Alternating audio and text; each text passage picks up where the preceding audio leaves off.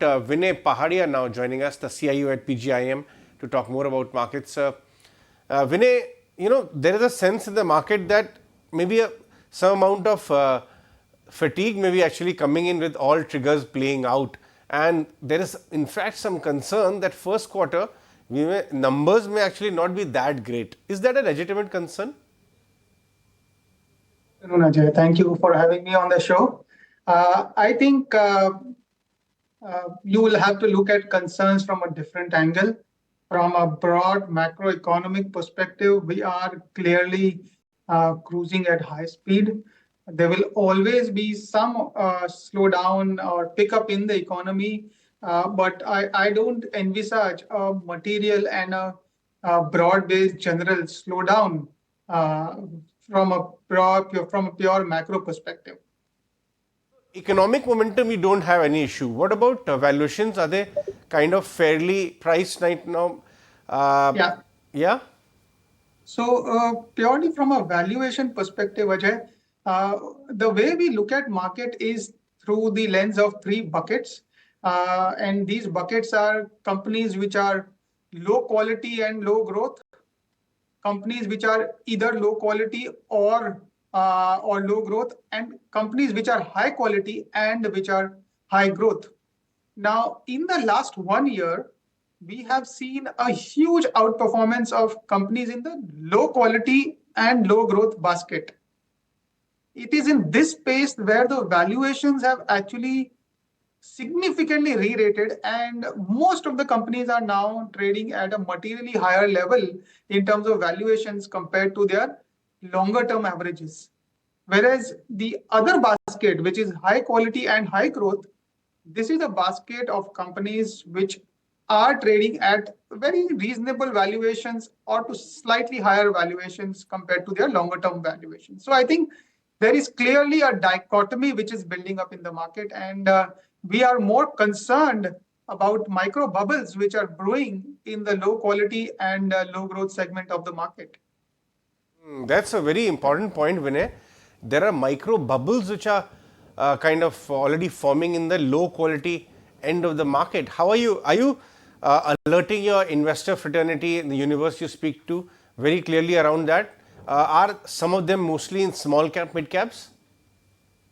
Yeah, I think Ajay, as far as our communication is concerned, we have been alerting our investors and community at large since the last 3 to 6 months now. Ever since we saw the signs of these bubbles building up, and with each passing month, the bubble is inflating. It continues to inflate. So I think that is an area of concern, and I think through your channel, I would also want your viewers to be alert to these kind of bubbles which are growing in this space. And of course, since small and mid caps are larger in number of companies, so there is a large number of companies which can be picked from this universe. So the number of companies which are in bubble zone are also higher in this segment of the market. Having said that, I would also want to highlight that even within the small and mid cap space, there are a reasonably large number of companies which are good quality and high growth companies and are still trading at reasonable valuations relative to their long term averages. Vinay, which are the, let's talk a little more specifics, not stocks, but themes or some indicative areas where you think for reason of their own, but market is neglecting and completely ignoring the positives. Sure. So, Ajay, I think one of the areas recently started getting more attention, and that is the large private sector banks. So, this is an area which was mostly neglected by the market in the last 1 year's rally. Companies have reasonably performed well. The NPA cycle is almost at a long-term bottom. Returns on equities are reasonably healthy for this overall pack, and the valuations are attractive. So I think this is one space which stands out from a both valuation and growth perspective.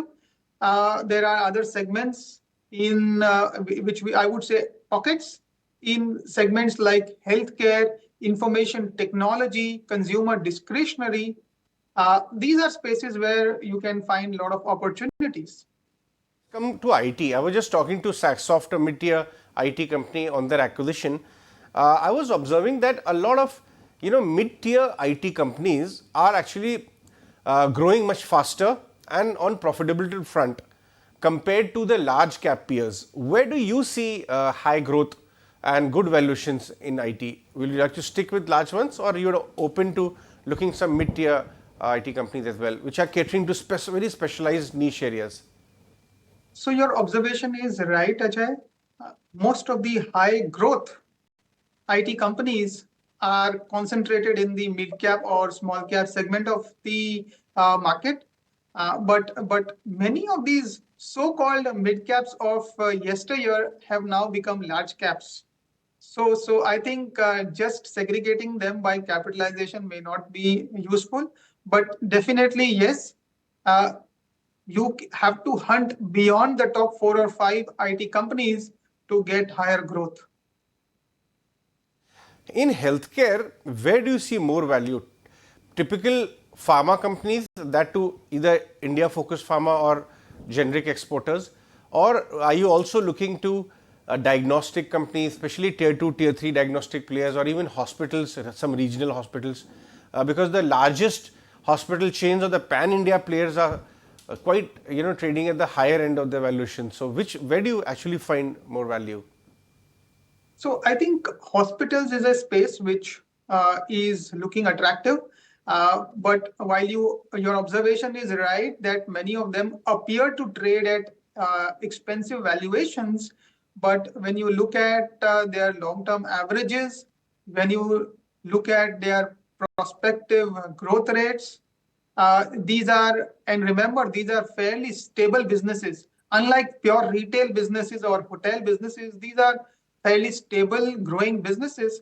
And that's the reason why the cost of equity for these companies is also lower, which means that for the same growth, such companies ideally should be deserving to trade at a higher valuation.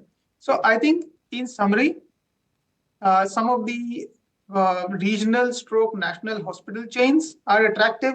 Domestic formulation companies are attractive.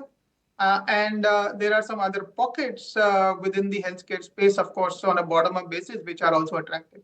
But net, this is a space which is attractive not for valuation reasons, but more from growth reasons. Areas to nibble in as far as chemicals are concerned, either agri-chemicals, India-focused ones, or even some of the exporting guys, especially the ones who do some complex molecule work, because these guys have gone through very rough weather in the last 3 years. Or do you think it's early days? So I think definitely this is a space which is neglected. I think we started our discussion on which are the neglected spaces of the market. So clearly, complex chemicals companies which are dealing in specialty chemicals or agrochemicals, which are specialty or patented contract manufacturers. These are spaces which have been reasonably neglected by the market in the last 1 year's time.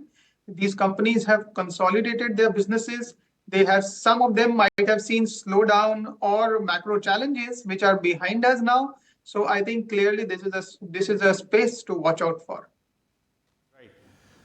All right, Vinay, we'll let you go on that one. Thanks so much for joining us on the show today. Thank you very much. All right. If you like this video, then like, share and subscribe to ET Now.